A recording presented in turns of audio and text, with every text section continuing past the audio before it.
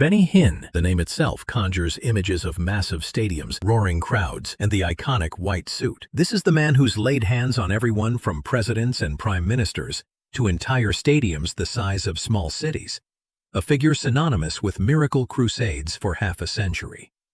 On this particular evening, he straightened his trademark white jacket, a familiar ritual before the on-air light blinked to life. But this wasn't just another broadcast. Across from him, in the guest chair, sat Jonathan Roumie, an actor who had become the global face of Jesus in the hit series The Chosen. Roumie, usually composed, was fidgeting like a man who'd forgotten his own birthday, betraying a nervous energy that felt entirely out of place. 38 million people were tuned in worldwide, a digital congregation spanning continents, all waiting for their dose of polite Sunday night inspiration. They expected familiar hymns, comforting words, perhaps a testimony or two. What they got instead was an event that would hijack global headlines. They watched, live and unfiltered, as Benny Hinn, the titan of televangelism, folded in half, collapsing onto the stage and sobbing so violently that his security detail thought his heart had finally quit. A single sentence, delivered with trembling authority by Roumie, was the trigger. One sentence that shattered the evening's polished veneer. In 35 days, your skeptic nephew will dream in Mandarin, quote Acts 9:16, and send you the voice memo to prove it. In the moments that followed, a television interview became a global phenomenon. Here's the play-by-play of the prophecy that stopped the show, the stunning backstage exchange that you were never meant to see, and the reason why millions of people are now counting down the days on their phones, waiting for a miracle or a train wreck. The broadcast was intended to be the feel-good finale of a week-long pastors' summit in Orlando, Florida. The agenda was predictable: a celebration of unity, a few handshakes for the cameras, some strategic book plugs, and everyone would be done by 9, home in time for the late news. It was meant to be a showcase of strength for the modern church, but an unusual tension was already brewing beneath the surface.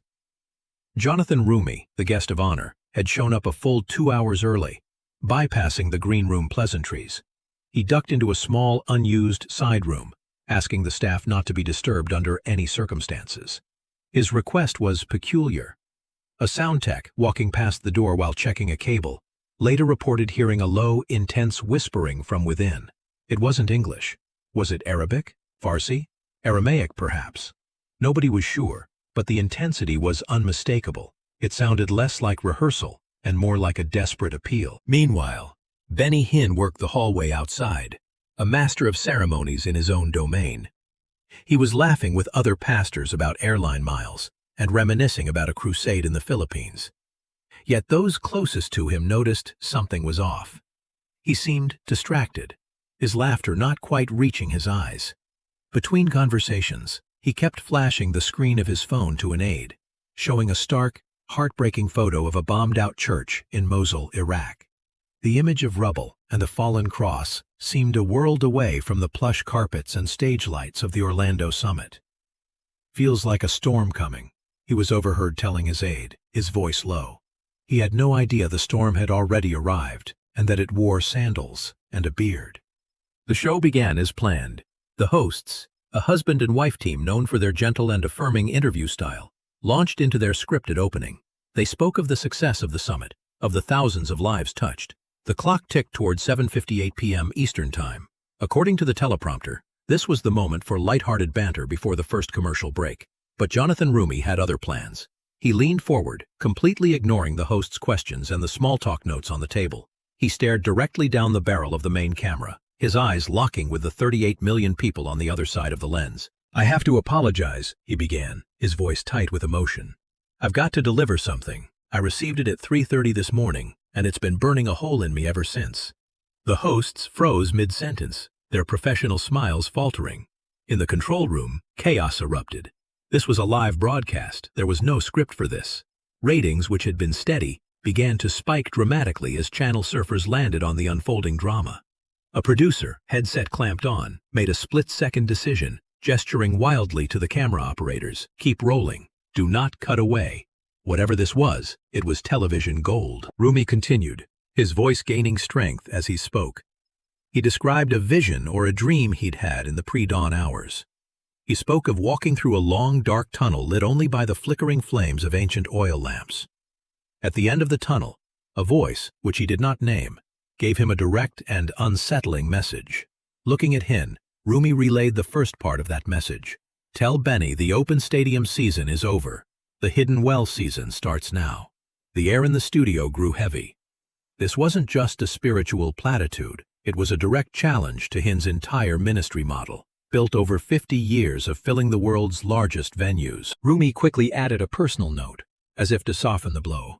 "Look, I love big crusades. I'm literally the product of one, but I was told that tonight the spotlight flips." Hinn, ever the professional, managed a polite, almost imperceptible nod. He maintained his composure, a mask of pastoral calm. But the high-definition close-up camera told a different story. It caught the moment his pupils blew wide, dilating as if someone had suddenly flicked on the brightest floodlights in a pitch-black room. It was an involuntary, biological reaction to shock. The polite host was gone. In his place was a man staring into an unexpected abyss. Then came the line that broke the internet. Roumie leaned in further, his voice dropping to an intense, almost conspiratorial whisper. Yet every microphone picked it up with perfect clarity. He began to lay out the specifics of the prophecy, a sign so detailed and bizarre it was impossible to ignore. 35 days from this moment, he declared, locking eyes with Hinn. Your nephew, the investment banker in Chicago who thinks tofu is exotic, will speak fluent Mandarin in his sleep. He didn't stop there. He'll sit bolt upright in bed, grab his phone, and hit record. And in perfect, unaccented Mandarin, he will quote Acts 9:16. I will show him how much he must suffer for my name. A wave of audible gasps swept through the live studio audience. On social media, the hashtag 35days began to trend, quickly climbing above the NBA Finals. Roumie pressed on, detailing the prophecy's conclusion. When your nephew plays the recording back for his wife, they will both fall to their knees and weep. That audio file will be in your inbox before sunrise on the 35th day. When you receive it, you are to post it for the world to hear. Close the arenas, cancel the stadium bookings, and pivot your entire ministry to the persecuted church. The demand was absolute, the sign was specific, and the deadline was non-negotiable. For a long moment, there was absolute silence. Benny Hinn looked as if he had been struck by lightning. He slowly rose to his feet, perhaps to respond, perhaps to leave the stage. He took a single, unsteady step toward Roumie. Then, his knees buckled. It wasn't a dramatic, theatrical fall. It was a complete and total physical failure. The white jacket, a symbol of his authority, pooled on the stage floor like spilled cream. He collapsed face down, his body shaking with uncontrollable sobs. Medics, stationed in the wings for any eventuality, swarmed the stage. In the control room, the producers, faced with the biggest decision of their careers, screamed at the director not to cut to commercial. For 60 raw, excruciating seconds, the world watched. There was no commentary, no music, just the harrowing sight of Benny Hinn, the untouchable evangelist, completely undone on the floor. Jonathan Roumie, for his part, knelt beside him, his own face streaked with tears that dripped onto the stage. The internet instantly split into two warring camps. Half the viewers proclaimed it was the undeniable power of the Holy Ghost, a genuine and profound spiritual moment. The other half mercilessly called it a cheap stunt, a desperate ratings grab, a masterclass in theological stagecraft. Security and aides rushed them both off the set, away from the prying eyes of the cameras, and into a stark cinder-block hallway. The live feed was finally cut, replaced by a generic standby graphic.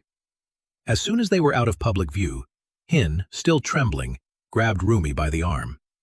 His voice was a choked whisper, all the on-air bravado gone. I've chased signs and wonders for 50 years, he pleaded, his eyes searching Roumie's. I've prayed for them, prophesied them, and seen them. Why does this one scare me to death? Roumie's answer was soft, devoid of any triumphalism. Because this time, he said gently, you're the audience, not the headliner. Hinn began to unravel, the practical implications crashing down on him. He whispered about budgets, payrolls for hundreds of employees, non-refundable arena deposits, and broadcast contracts that were signed through 2026. It was the frantic calculus of a man watching his empire crumble in real time. Roumie listened patiently before responding with another cryptic but powerful line. "You should ask Shadrach, Meshach, and Abednego," he said.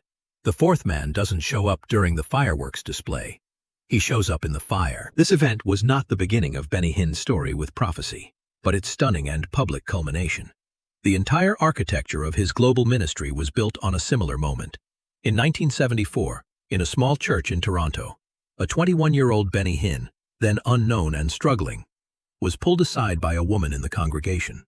She gave him a word: "Crowds like oceans will chase you. Your voice will be heard in every nation." That single prophecy lit the fuse on a globe-spanning ministry that would indeed reach millions. For 50 years, he lived out the fulfillment of that word, becoming one of the most recognized and influential religious figures on the planet. Now, half a century later, almost to the day, on a stage under the glare of live television cameras, another word had arrived. But this one didn't seem to be an opening. It felt like a closing. It slammed the bookend shut on the era of stadium crowds. The irony was not lost on those who had followed his career.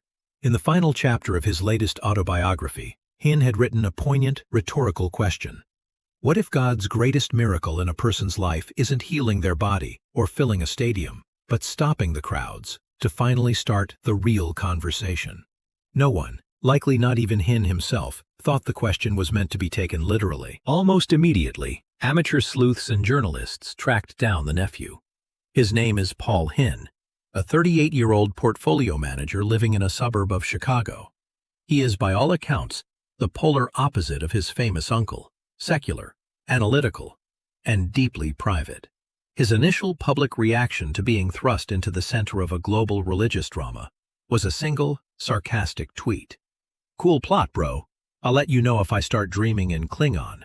#NotTheGuy. He is known to own exactly 2 Mandarin flashcards from a gag gift and possesses zero confidence in this entire story. And yet, intriguing counter-details began to surface.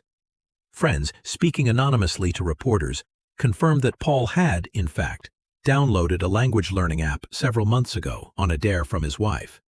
The language he chose at random? Mandarin. His wife, initially amused by the whole affair, has reportedly set a recurring reminder on her phone for the morning of day 35, with a simple, hopeful note: "Check for miracles." Skeptics are already lining up their explanations, calling it a statistically probable coincidence, a classic cold reading trick, or even a pre-planned family affair.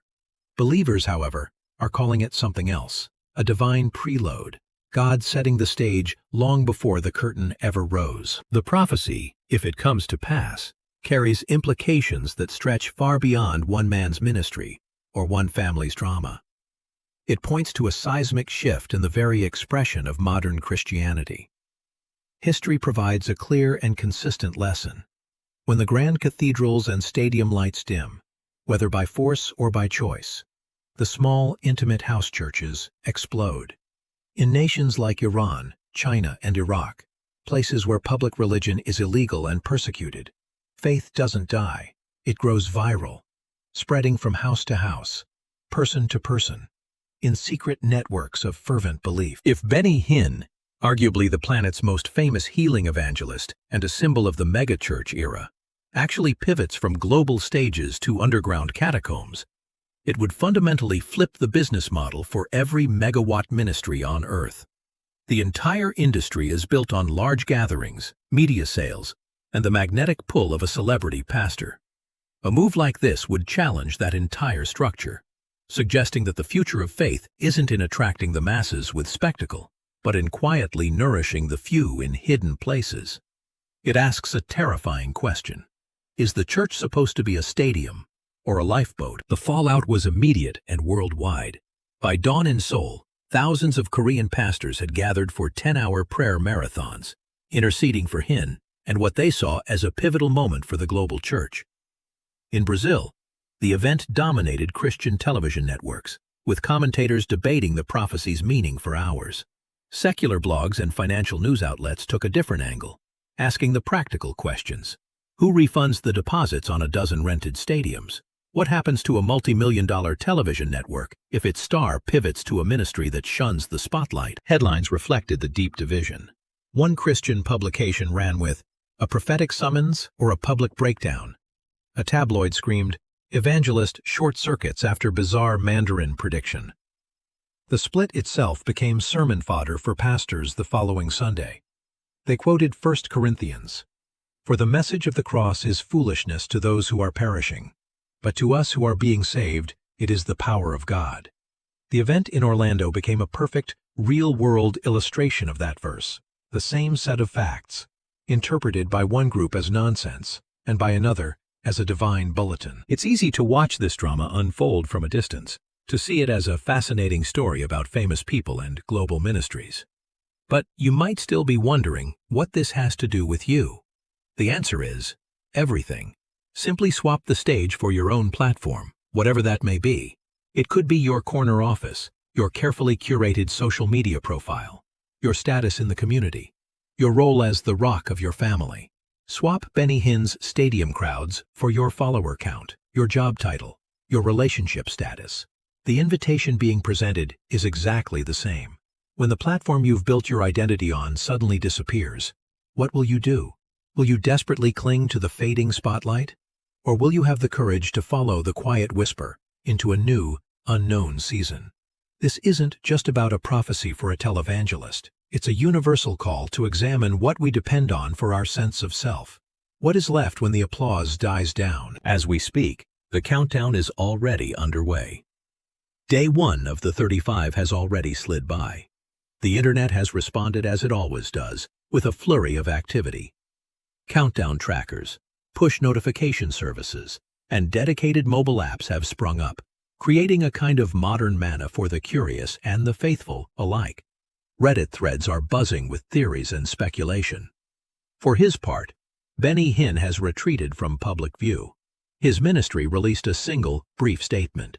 Pastor Hinn is taking this time for prayer and fasting. He is prayerfully considering every word that was spoken. May God's will be done. The careful, neutral language only added fuel to the fire. Jonathan Roumie, having delivered the incendiary message, is now back on set in Utah, filming Season 5 of The Chosen. His only public comment has been a humble request posted to his social media, asking his followers to pray that I stay the mailman and never become the mail. It's a profound distinction, a plea to be seen as a simple messenger, not the source of the message itself, a cautionary note against the pride that can so easily follow a moment of public spiritual power. So how should one approach these next 30-plus days? Here are 3 quick tips for navigating this period of waiting. First, pray for humility, for Benny, for Paul, and for yourself. The prophecy at its core is a call to surrender. As one writer put it, ego amputation is a form of outpatient surgery that God always schedules at His convenience, not ours. It's a painful but necessary procedure for anyone serious about their spiritual life. Second, consider keeping a dream journal. This may sound strange, but the prophecy itself hinges on a dream.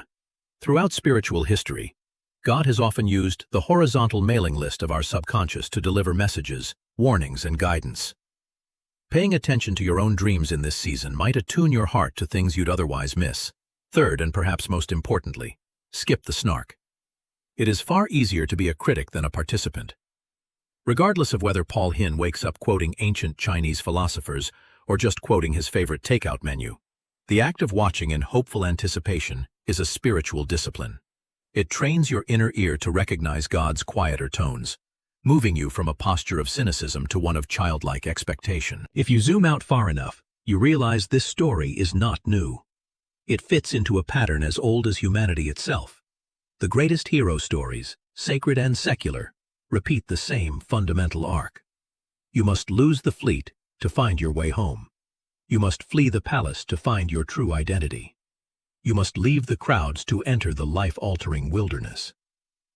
If Benny Hinn truly trades the spotlights of the arena for the starlight of a hidden ministry, he is not embarking on a new path, but simply joining this ancient one. He is stepping into the universal rhythm of death, resurrection, and repeat. This is the pattern of transformation. We see it in nature with the seasons, and we experience it in our own lives. A career dies so a new calling can be born. An old relationship ends so a healthier one can begin. An old version of ourselves must pass away for a new one to emerge. This prophecy, dramatic as it is simply an invitation for Hinn, and for all of us watching, to participate in that sacred, terrifying, and beautiful process once more. This story is still being written, and in a way we are all a part of it. First, comment with your city and country below. Let's create a living map of how far this message has traveled and form a global community of watchers. Second, share this with one person in your life, especially the friend who swears God went radio silent centuries ago. Don't share it to prove a point, but to start a conversation about what faith, doubt, and mystery look like in the 21st century. And finally, if you're a person who is inclined to prayer, consider using this one for yourself in the coming days. Lord, if surrender is what's required for my next chapter, then let me fall forward into your arms, not backward into my own fear. It's a prayer for courage, a prayer for trust, and a prayer for the strength to let go of the familiar shoreline and set sail into the unknown. In the end, whether the voice memo arrives or there is only silence, whether this story goes viral again or fades into quiet obscurity, it doesn't really matter. The headline underneath the headline is timeless. God loves turning the final public chapter of our lives into the prologue for a deeper, more meaningful surrender. The stage, no matter how large, is never the final destination. It is always a doorway to something else. 34 days and counting. Keep watch, keep praying, and remember, the same God who numbers the stars in the heavens also numbers the days of our lives, yours, mine, and Benny's.